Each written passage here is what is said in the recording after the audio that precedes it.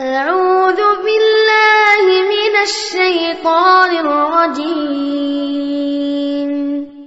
தபிக்கப்பட்ட ஷைத்தானை விட்டு அல்லாஹ்விடம் நான் பாதுகாப்பு தேடுகின்றேன்.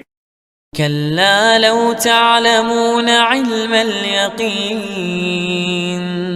இந்த நடத்தையின் இறுதி முடிவினை உறுதியாக நீங்கள் அறிந்திருந்தால் உங்கள் நடத்தை இப்படி இருந்திருக்காது. لترون الجحيم.